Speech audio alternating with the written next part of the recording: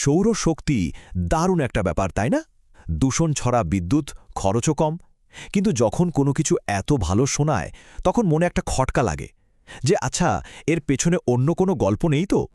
তো সৌরশক্তিকে আমরা যে এত ক্লিন বা পরিষ্কার বলি, এই তকমাটা কি আসলেই ঠিক? চলুন আজ আমরা এই ব্যাপারটা একটু খতিয়ে দেখব। ব্যাপারটা ভালোভাবে বোঝার জন্য আমরা ৩টা বড় চ্যালেঞ্জের দিকে নজর দেব। ১. সোলার প্যানেল বানানোর সময় যে কার্বন ফুটপ্রিন্টস তৈরি হয়। ২. এতে যেসব বিষাক্ত কেমিক্যাল ব্যবহার করা হয়। আর ৩. ভবিষ্যতে এই প্যানেলগুলো যখন নষ্ট হয়ে যাবে, তখন যে বর্জ্যের পাহাড় জমবে সেটা। তো আর দেরি না করে শুরু করা যাক।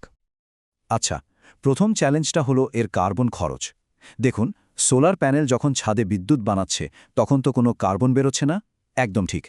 কিন্তু মজার ব্যাপার হলো এই প্যানেলগুলো বানানোর যে প্রক্রিয়াটা, সেটা কিন্তু মোটেও কার্বন ফ্রি না। এখন এই প্রভাবটা মাপার জন্য বিশেষজ্ঞরা একটা পদ্ধতি ব্যবহার করেন। নামটা হলো লাইফ সাইকেল অ্যাসেসমেন্ট বা জীবনচক্র মূল্যায়ন।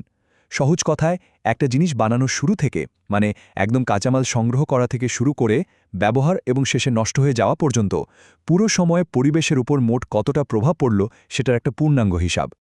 এবার এই চার্টটা দেখুন, দেখলেই পুরো ছবিটা পরিষ্কার হয়ে যাবে।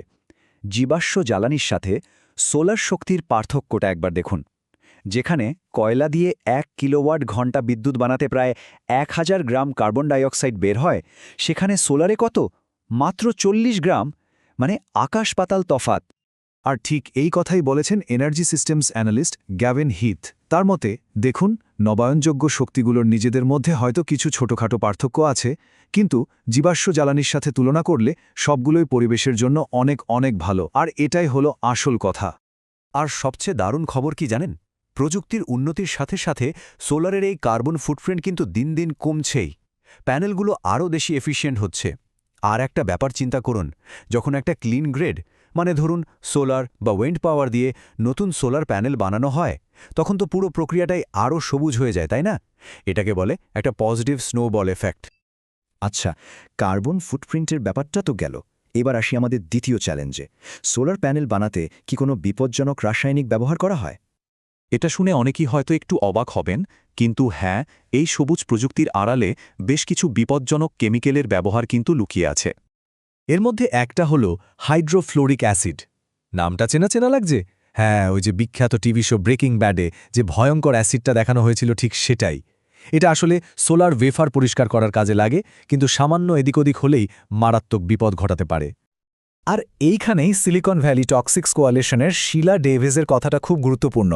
তিনি বলেছেন, আমরা তো জলবায়ু সমস্যার সমাধান করতে চাই, কিন্তু সেটার জন্য আর একটা নতুন সমস্যা, মানে বিপজ্জনক বর্জ্যের সমস্যা তৈরি করতে পারি না। আমাদের দেখতে হবে যেন সোলার এনার্জি তার পুরো জীবনচক্র জুড়েই সবুজ থাকে। আর সমস্যাটা কিন্তু শুধু হাইড্রোফ্লোরিক অ্যাসিডে থেমে নেই। এই প্রক্রিয়ায় সিলিকন টেট্রাক্লোরাইডের মতো বর্জ্যও তৈরি হয়।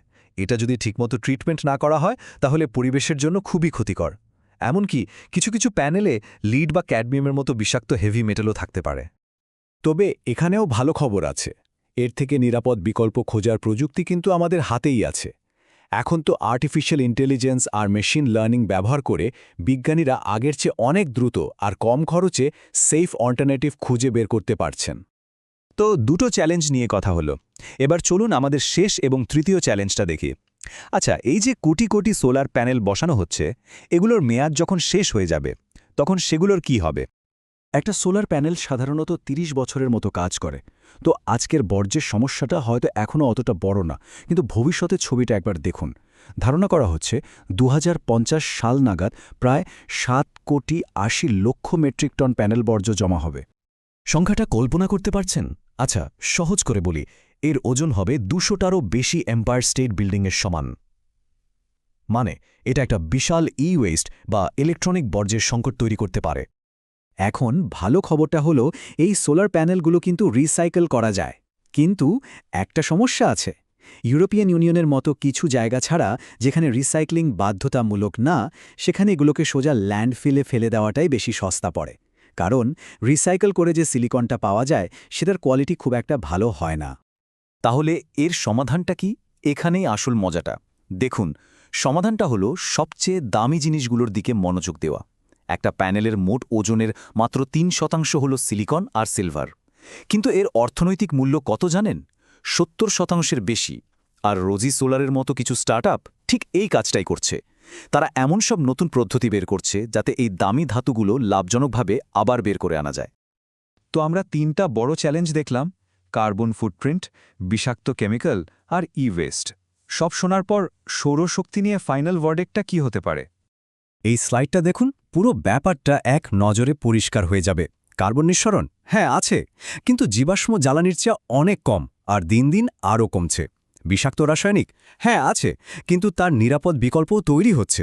ই-ওয়েস্ট হ্যাঁ হবে, কিন্তু লাভজনকভাবে রিসাইকেল করার উপায়ও বের হচ্ছে।